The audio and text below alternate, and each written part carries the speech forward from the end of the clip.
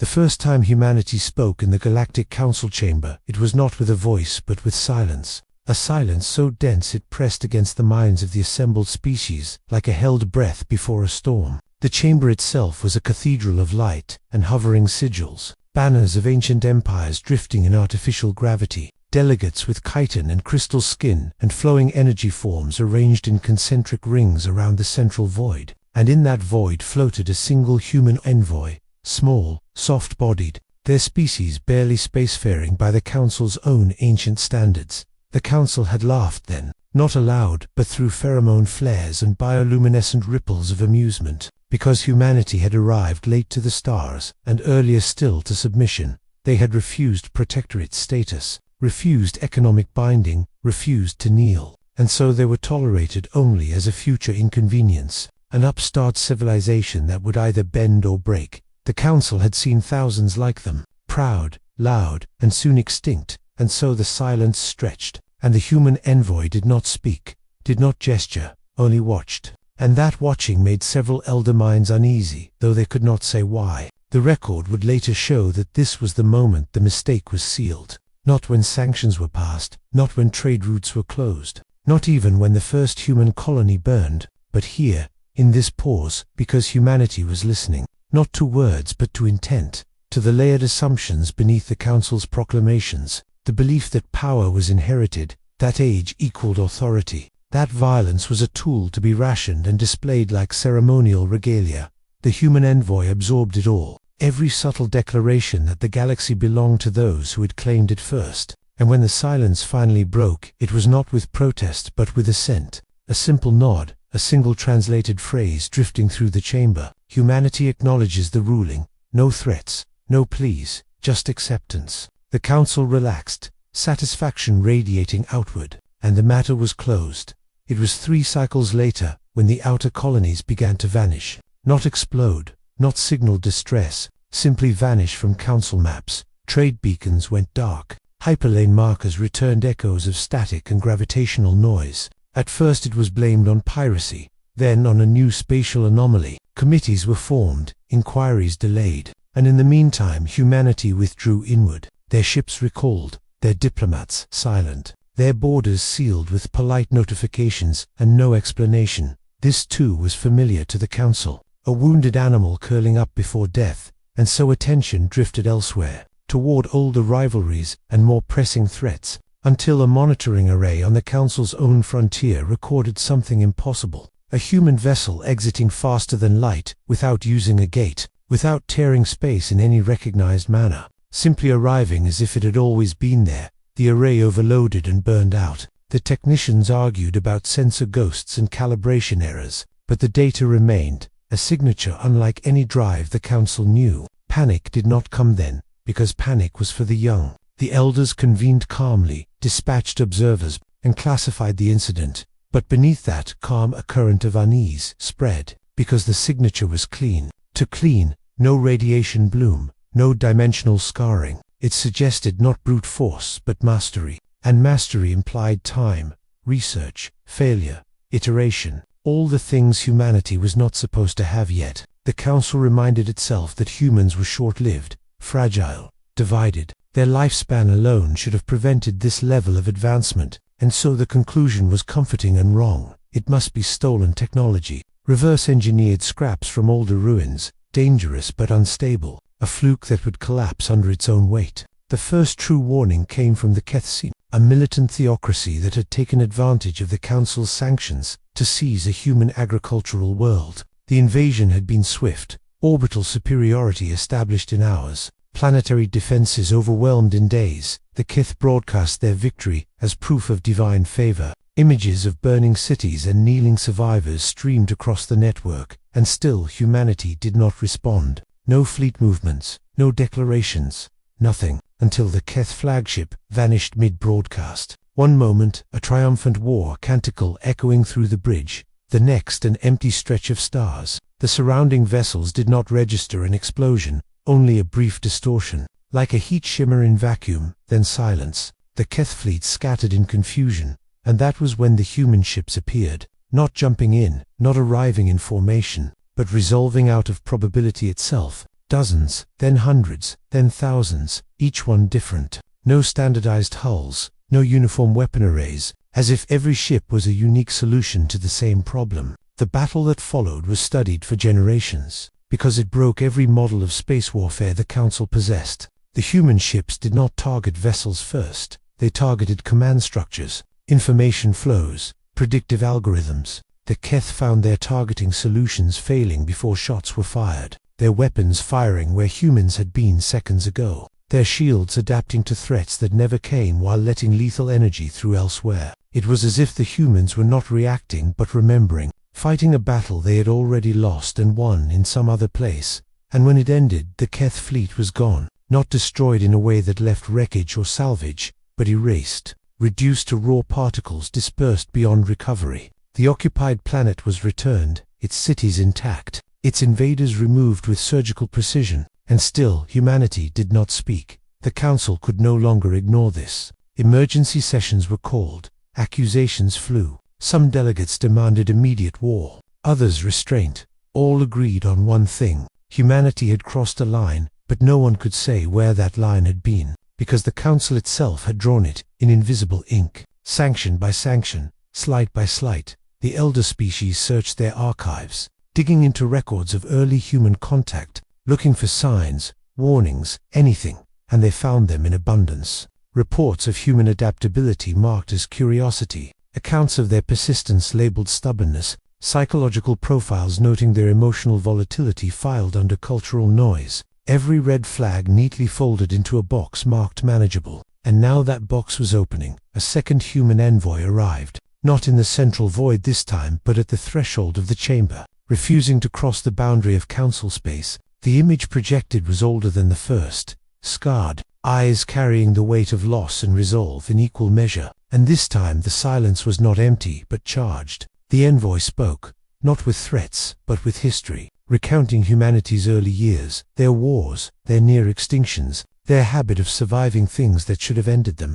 The Council listened, some with boredom, some with irritation, but many with dawning fear, because the pattern was clear. Humanity did not escalate once. They adapted over time. They absorbed pain and turned it into infrastructure, loss into doctrine, defeat into memory. The envoy described the sanctions, the closed routes, the abandoned colonies, the burned world, each mentioned without emotion, just facts. Then came the shift. The envoy explained that humanity had reached a conclusion, that the galaxy as structured would always produce another council, another hierarchy that decided who was allowed to exist comfortably and who was expendable. And so humanity had chosen a different path, not conquest, not domination, but correction. The word echoed strangely in translation. Correction implied an error, and errors were to be fixed. The envoy stated that humanity had unleashed nothing new, only what they had always carried, a willingness to do what was necessary and then live with it. As the transmission ended, Council sensors lit up across known space, human signatures appearing everywhere at once, not fleets but anchors, devices embedding themselves in the fabric of space-time, rewriting the rules of movement and energy flow. Hyperlanes bent, gates failed, ancient empires found their borders suddenly meaningless, and for the first time in millennia the Galactic Council faced a truth it had long denied. That power was not a birthright of age or size, but a function of will, creativity, and the readiness to bear consequences. And as alarms echoed through the chamber and delegates shouted in a dozen forms of panic, a single line of human text scrolled across every display, calm, unadorned, impossible to misinterpret. You had your era, now survive ours. The galaxy had never experienced a silence like the one that followed the envoy's message, a silence that was thick and heavy in the council chambers, filled not with awe but with dread, because the delegates understood immediately that their calculations had been incomplete, their assumptions dangerously so. The elders whispered to each other in bursts of color and vibration, consulting archives, simulations, and their own memories, trying to locate the moment they had underestimated humanity. But no moment could be pinpointed. It was cumulative, a pattern so subtle it had slipped through centuries of observation. Humanity had always been underestimated, always dismissed, and now the consequences were unfolding. Ships and fleets, and entire installations, simply ceased to operate as expected. Human anchors destabilized fields, rerouted energy flows, rendered once indomitable defenses useless. The Council's models, algorithms, and predictive matrices failed simultaneously. Panic rippled in controlled waves, because panic had to be managed carefully, or species would break before they could act. And yet this was unlike any panic they had ever known. It was not a fear of loss, but a fear of irrelevance, of obsolescence, the kind of fear that could not be appeased by ritual or diplomacy. And the elders realized, slowly and with increasing horror, that humanity had become a force that could not be bargained with, only endured or avoided. The first response was disbelief. Minor fleets were dispatched to investigate, probes were sent, information networks scrambled to isolate human activity, yet every attempt met with failure. Sensors malfunctioned, drives overloaded, communications intercepted and rerouted through pathways that seemed to exist and not exist simultaneously. A human vessel appeared in the void of one patrol, not through any gate, not by any hyperdrive, but resolved out of empty space, a vessel unlike any classified hull in the Council's records, sleek, asymmetrical, radiating power and precision, and it was gone before the patrol could respond, leaving only a residual distortion in spacetime, an echo of its passing that confounded the most advanced instruments. Commanders of fleets convened in panic, their entire careers spent mastering strategy and warfare, now rendered obsolete by a species they had long considered manageable. The words "we misjudged them" were spoken for the first time, not with anger but as a confession. The Council's authority faltered. Meanwhile, humanity did not attack in the conventional sense. There were no bombardments, no ransacking of planets, no fleets massing in intimidating formations. Instead, the galaxy was reshaped quietly, deliberately, almost surgically. Human operatives embedded technologies into forgotten corridors of space, stabilizing unstable systems, redirecting energy flows, altering communications frameworks, creating redundancies and contingencies that the Council had never imagined. And when human fleets did appear, it was only to eliminate threats with precision, removing key command points, critical weapon arrays, and strategic algorithms in a manner that left the majority of civilian infrastructure untouched. Planets that had been marked for exploitation suddenly found themselves independent, self-sufficient, or simply removed from contested regions. And the message was clear. Humanity did not wish to conquer, at least not in the traditional sense. They wished to reorder, to correct, to demonstrate the consequences of complacency and hubris. And the galaxy realized that their own arrogance had enabled this, had blindfolded them for centuries. The Council attempted to respond, convening emergency sessions with every delegate, every elder, and even retired strategists recalled to offer insight. Simulations ran continuously in the central chamber, predicting human movements, human capabilities, but every model failed, every variable miscalculated.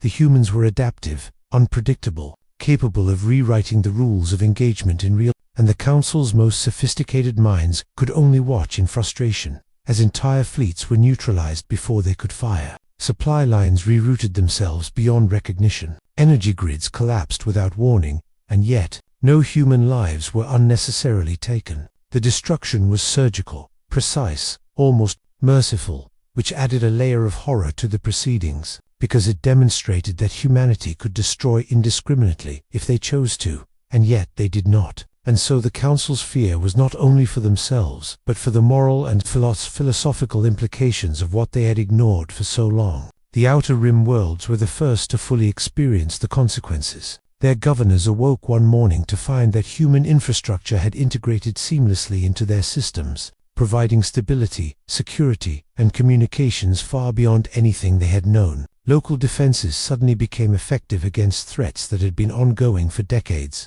Trade and travel became safer, hyperlane hazards mitigated, and yet, the humans themselves were nowhere to be seen. Their presence felt in algorithms, in energy flows, in modifications to technology that no local engineer could trace. And when the first citizens realized what had occurred, the effect was profound, hope and fear intertwined, gratitude and terror coexisting, because humanity had acted as both savior and enforcer, reshaping the galaxy, quietly but irrevocably, in the core worlds. The reaction was different. Older empires, long established and accustomed to dominance, attempted to mobilize, to demonstrate that age and influence still mattered. Massive fleets were dispatched toward the frontier, arsenals primed for retaliation. But before even a single ship could jump, the humans intervened. Not with force in the traditional sense, but with disruption, engines failing simultaneously, navigational arrays producing impossible vectors, entire fleets rendered inert without a single shot fired.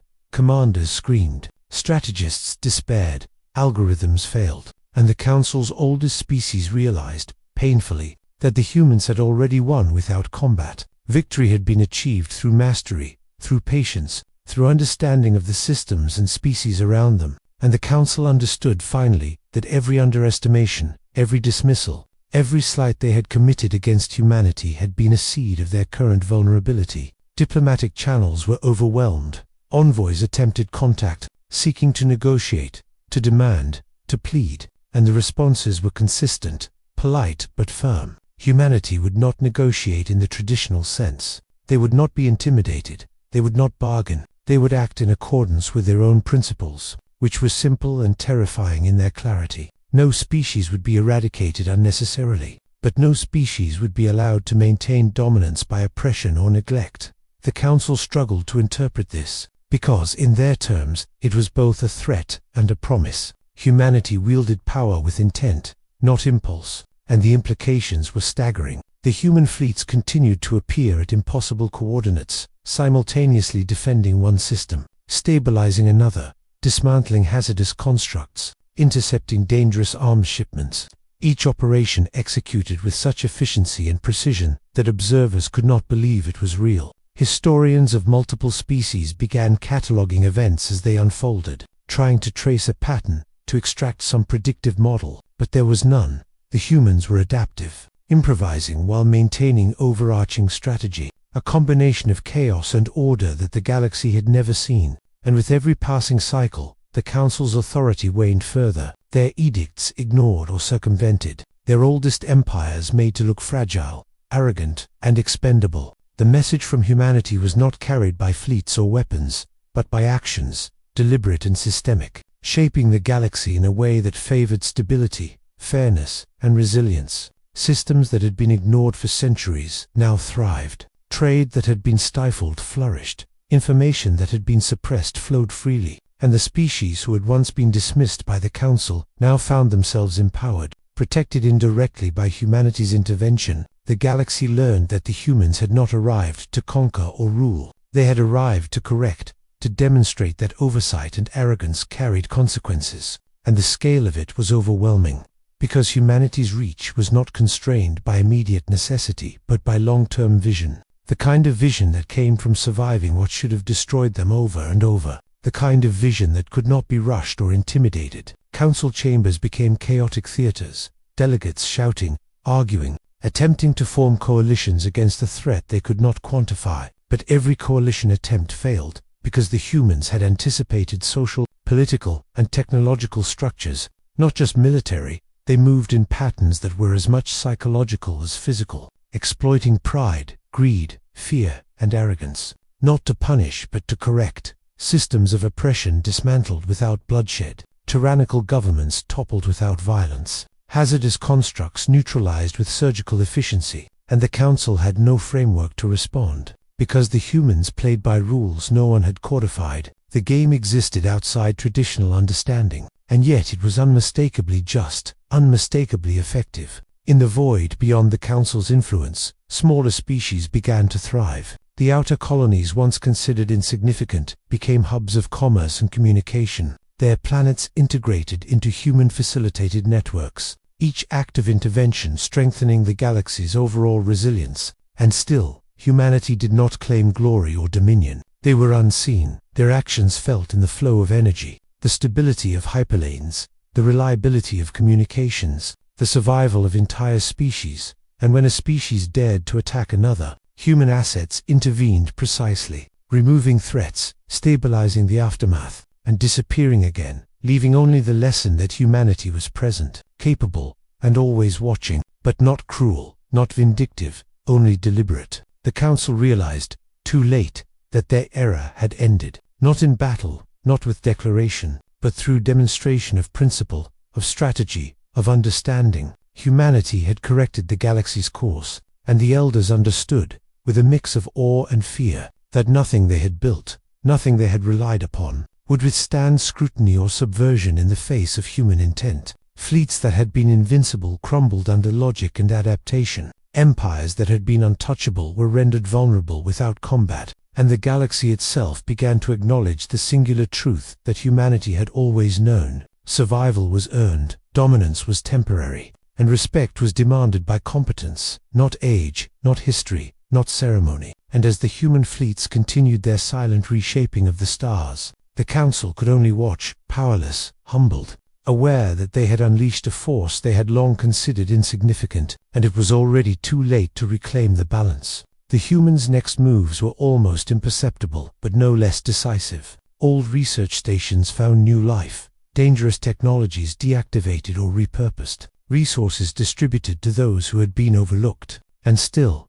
the Council could not locate the humans themselves. They were everywhere and nowhere, appearing when necessary, resolving from probabilities that should not exist, leaving no pattern that could be exploited, no weakness that could be attacked. And when questions were finally sent through official channels, the responses were uniform, succinct, and terrifyingly rational. Humans would act in accordance with the needs of the galaxy, not the whims of the Council, not the desire for tribute, not the fear of reprisal. The galaxy itself had become the operational framework, and the elders understood that any attempt to impose their authority would be interpreted as destabilization, met with intervention, corrected, neutralized, and recorded for history by the end of the cycle. The Council's chambers were filled with delegates, no longer confident in their own safety. They spoke in whispers and glances, consulting simulations that failed even as they ran. Strategists begged for patience, noting that humans must have limits, that overreach was inevitable,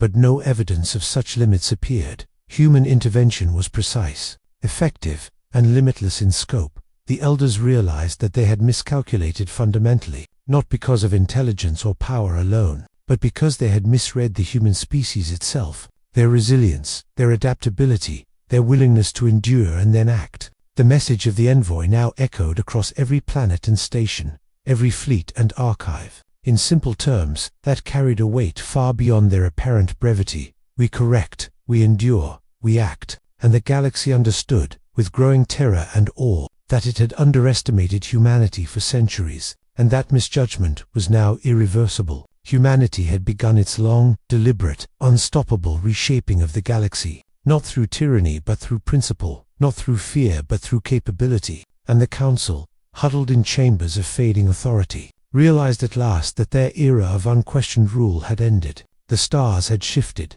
the laws of control had been rewritten, and every species, every system, every elder mind now faced the uncomfortable truth. The humans were here, they were beyond reckoning, and the galaxy would never be the same.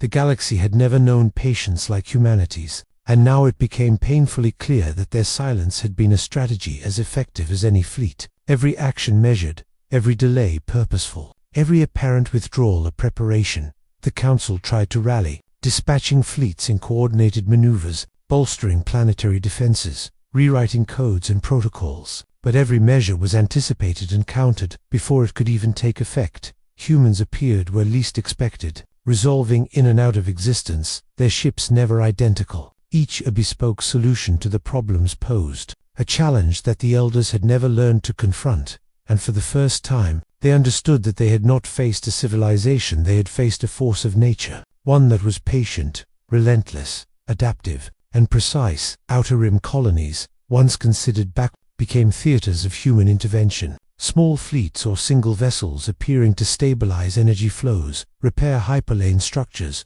eliminate hazardous constructs, and in every case, their interventions left the colonies stronger, safer, and more capable. Civilians awoke to find that technologies beyond imagination had been integrated seamlessly into their systems. Crops stabilized, weather controlled, energy abundant, communications instantaneous, and yet, the humans were nowhere to be seen. Their presence felt only in the precision and efficiency of outcomes. Those who observed them described impossible trajectories, ships resolving out of empty space, appearing as if probability itself had been rewritten. And when humans withdrew, it was not with retreat but with completion, leaving only the lesson that they had been there, that intervention had been exact, that they were always calculating, always prepared, and always patient. The Council, struggling to maintain authority, attempted direct engagement, sending envoys, fleets, and entire diplomatic corps to confront the humans, to demand explanations, to enforce compliance. But every attempt failed. Communications were rerouted, signals intercepted and modified, fleets immobilized without a single shot fired. Algorithms designed to predict human behavior failed consistently, and the delegates began to understand a terrifying truth. Humans did not respond to intimidation, coercion, or threats. They acted according to principle and necessity. Their actions measured, deliberate, and unstoppable. The galaxy had never encountered a civilization whose understanding of strategy was both adaptive and moral, efficient and restrained, and the Council had no model for predicting what came next. In the core systems, older empires sought to assert dominance, assembling massive fleets to intimidate or strike, to reclaim control over human-influenced regions. But these efforts collapsed under human intervention. Entire fleets rendered inert engines failing, navigational arrays producing impossible vectors, weapons systems malfunctioning as if physics itself had been rewritten. Commanders screamed in disbelief. Strategists were confounded. The elders realized that humanity had mastered not only technology but probability, pattern recognition, and spatial manipulation in ways that made traditional military power irrelevant. Every attempt at aggression neutralized before it could begin. The Council itself shaken to its foundation, understanding that the humans had rewritten the rules without declaring war, without a single act of malice, only precise, deliberate correction. Meanwhile, the humans' reach extended further, stabilizing volatile regions, neutralizing dangerous phenomena, redirecting energy flows, creating redundancies in hyperlane networks, distributing resources to neglected colonies, and all of it accomplished with a subtlety that left no trace of their presence. Species that had been oppressed, exploited, or ignored suddenly found themselves empowered. Technology delivered or unlocked in ways that allowed them to thrive independently. Economies stabilized, communication networks rebuilt, and the humans remained unseen, their actions unfolding like an invisible hand guiding the galaxy toward balance, demonstrating that true power did not require domination but understanding and foresight. As the months passed, the Council's desperation grew. Simulations ran endlessly, but humans operated outside predictable variables, their logic adaptive and responsive, their capabilities seemingly unlimited. The elders tried to coordinate resistance, to form coalitions, to contain human influence, but every effort was countered, not with overwhelming force but with precision, efficiency, and inevitability. Systems that could have resisted were restructured, threats neutralized before escalation, and humans remained invisible. A presence felt through results rather than sight, their interventions surgical, their outcomes controlled, and every act carried the weight of principle and foresight. The galaxy began to perceive them not as conquerors, but as arbiters, a species capable of correcting imbalance without cruelty, and yet, the knowledge of their power inspired fear like no other, because restraint implied choice, and the choice could have been different. In the outer systems, where Council influence had once been unquestioned, humans became architects of stability, integrating technology into planetary networks, repairing hyperlane faults, stabilizing volatile systems, and neutralizing threats to peace.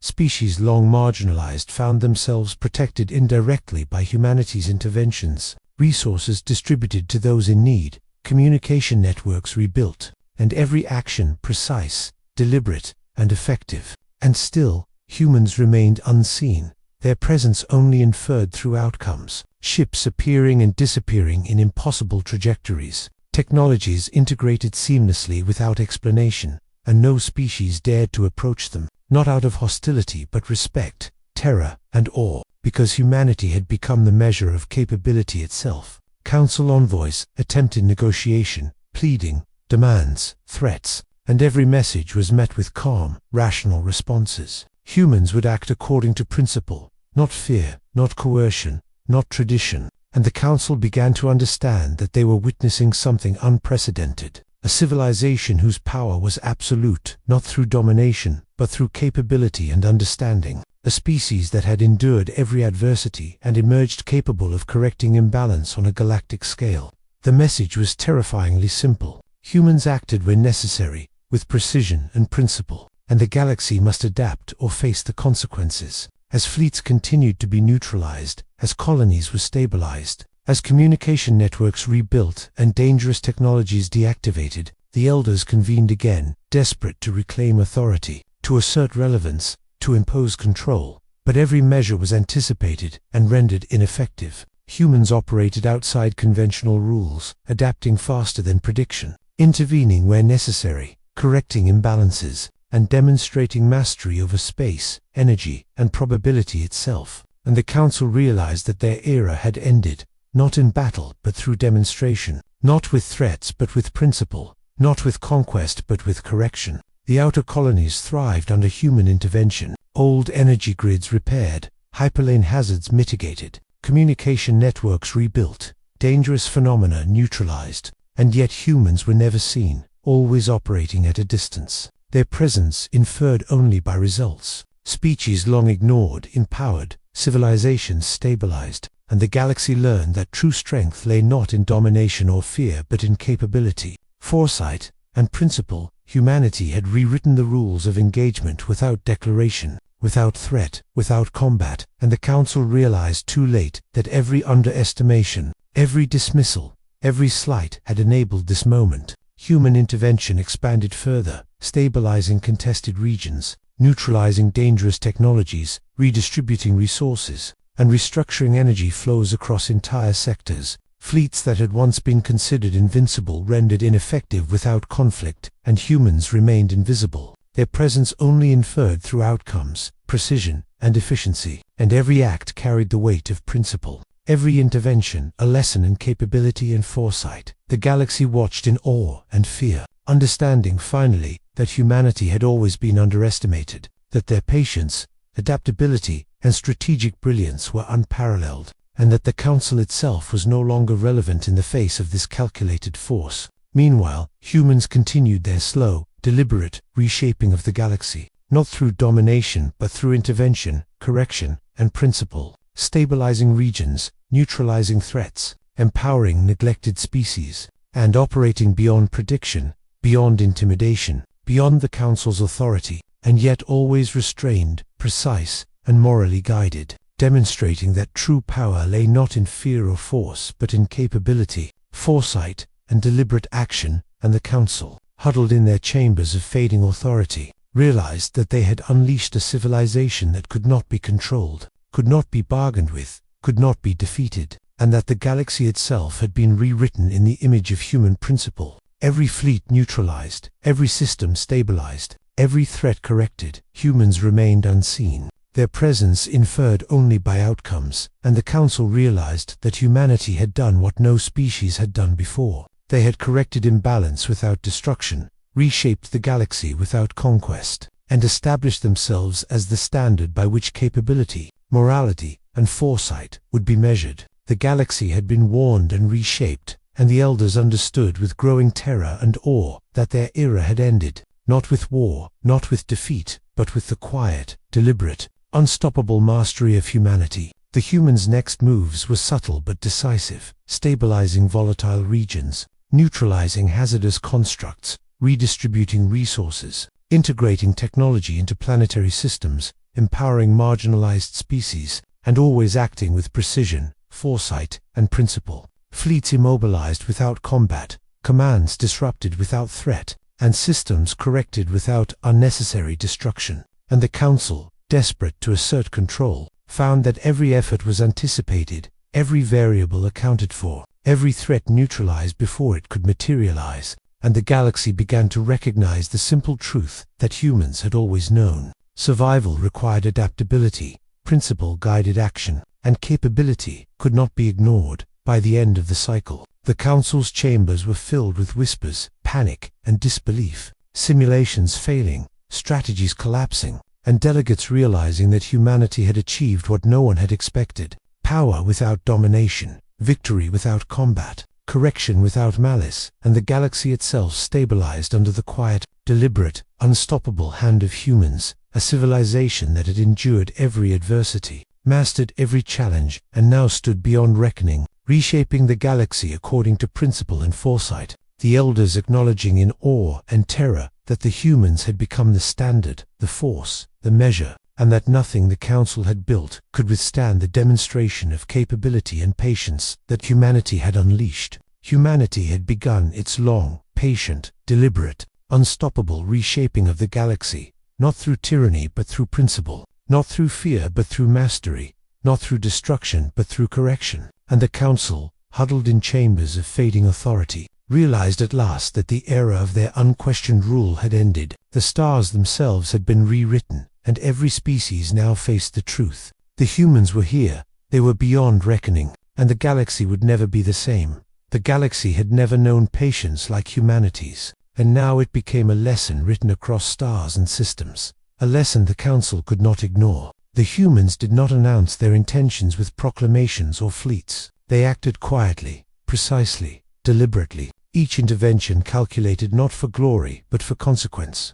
Outer rim colonies stabilized, hyperlane faults corrected, hazardous constructs neutralized, communication networks rebuilt, and still the humans remained unseen, their presence inferred only through results. A system once teetering on the brink of collapse now flourished, and citizens awoke to find stability, safety, and prosperity had been delivered by an invisible hand. The Council scrambled to respond, dispatching fleets to observe, to challenge, to communicate, but every attempt failed. Human vessels appeared in impossible locations, resolving out of space as if probability itself had bent. Their technology was unlike any catalogued, each vessel unique, adaptive, capable of anticipating and neutralizing threats before they fully formed. Fleets immobilized without engagement, weapon arrays disrupted without fire, algorithms countered without interception, and the delegates realized, with mounting fear, that humans were not constrained by conventional limitations.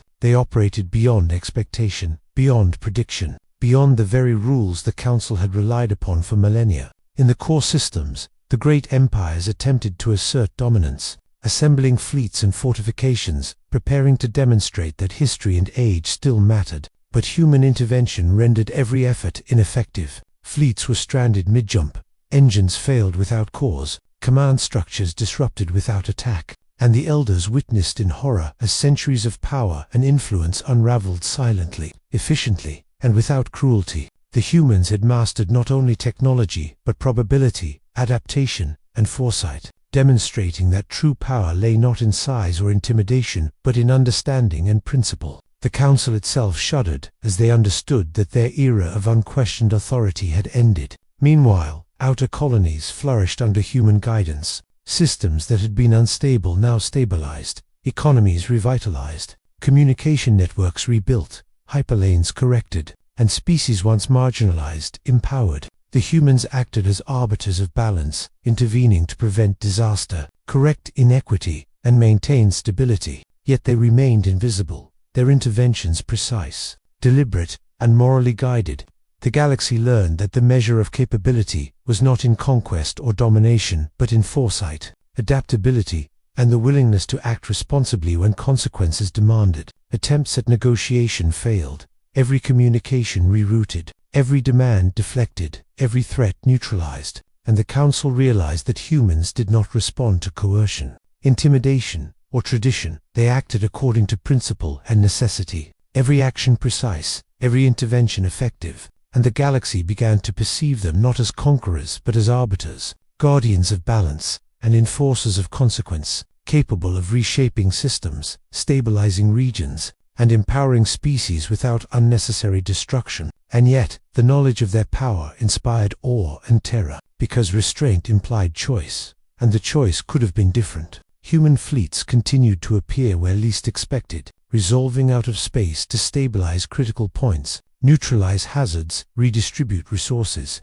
and repair failing infrastructure. And every intervention was executed with efficiency and precision that defied comprehension. Outer colonies were strengthened, core worlds rendered vulnerable fleets inert, and the Council struggled to comprehend a strategy that operated entirely outside their understanding. Humans had anticipated not only physical and technological threats but political, social, and psychological variables, exploiting arrogance, pride, and greed without malice. Their interventions surgical, corrective, and unavoidable. The outer rim worlds became testaments to human foresight, entire planetary systems stabilized, energy grids restored, hyperlane hazards corrected, dangerous phenomena neutralized, and civilizations empowered to thrive independently. Yet the humans themselves were never seen, only inferred. Their presence manifested in the outcomes of their actions, their vessels resolving in impossible patterns, technologies integrated seamlessly, interventions executed with absolute precision, and every act carried the weight of principle and consequence. The galaxy began to understand that humanity had long endured adversity and now wielded its experience to reshape the cosmos. Council envoys tried again, pleading, demanding, threatening, but the responses were calm, rational, and consistent. Humans acted according to principle, not coercion, and every attempt to assert control failed. Fleets immobilized, command structures disrupted, algorithms neutralized, and the elders realized that they had unleashed a civilization whose understanding of strategy, adaptation, and probability far exceeded their own. Humans had mastered the art of intervention, the science of foresight, and the moral imperative of corrective action, reshaping the galaxy not through domination but through deliberate principle. As cycles passed, human intervention extended further, stabilizing contested regions, neutralizing hazardous constructs, redistributing resources, and restructuring energy flows. Fleets that had once been considered invincible were rendered ineffective without combat, and humans remained unseen, a presence inferred only through outcomes. Every act measured, deliberate, morally guided, demonstrating that true power lay not in fear, force, or coercion, but in capability, foresight, and principle. The galaxy watched in awe and terror, realizing at last that every underestimation, every dismissal, every slight had enabled this moment. Human intervention became systemic, correcting imbalances, neutralizing threats, empowering species, and stabilizing regions without bloodshed. Their actions precise, efficient, and morally guided. The Council attempted resistance, forming coalitions, deploying fleets, attempting to assert authority, but every effort was anticipated and neutralized. Humans operated beyond conventional rules,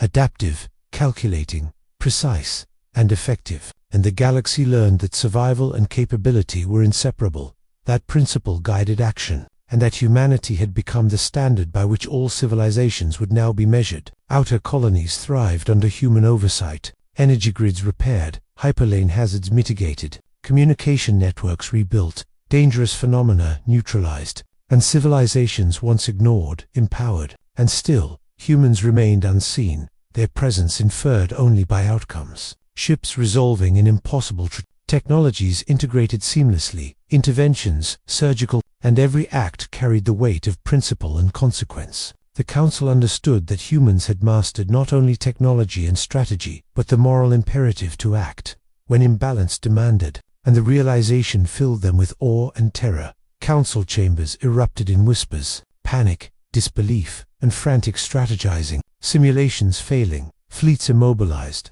command structures disrupted, and delegates recognizing, for the first time, that humans had achieved what no civilization had before: power without domination, victory without combat, correction without cruelty. The galaxy itself stabilized through deliberate, patient, and unstoppable intervention. Humanity had endured every adversity, mastered every challenge, and now stood beyond reckoning, reshaping the stars according to principle and foresight. The elders acknowledging in awe and terror that nothing they had built could withstand the demonstration of capability and patience that humanity had unleashed. Humans' interventions continued, stabilizing volatile systems, neutralizing hazards, redistributing resources, integrating technology, empowering marginalized species, and operating with precision and foresight. Fleets immobilized, commands disrupted, systems corrected, and the Council found every effort to assert control anticipated, countered, neutralized, and recorded.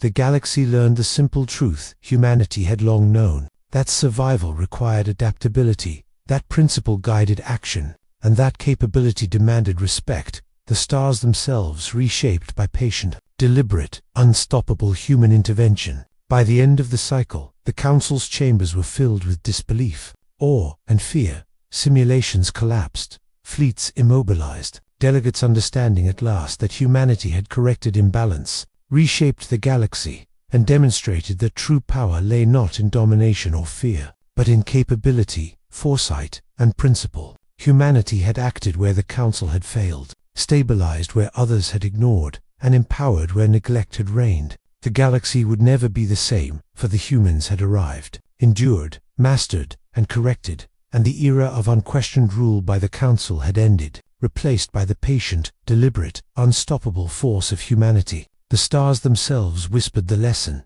The systems vibrated with order restored. Civilizations thrived where once they faltered. Fleets moved in impossible patterns. Technology integrated seamlessly, and every act carried the weight of principle and consequence. The Council understood, finally, that they had unleashed a species beyond reckoning, a civilization that had endured adversity, mastered probability, and now reshaped the galaxy according to foresight, capability, and principle. The humans had arrived, the galaxy had been corrected, and the Council could only watch, powerless, humbled, and aware that the stars had forever changed. Humanity had arrived, not as conquerors, not as tyrants, not as invaders, but as arbiters, guardians, and correctors, patient, deliberate, unstoppable, shaping the galaxy according to principle, capability, and foresight. And the Council, huddled in chambers of fading authority, understood at last that the era of their unquestioned rule had ended. The galaxy itself rewritten by the quiet,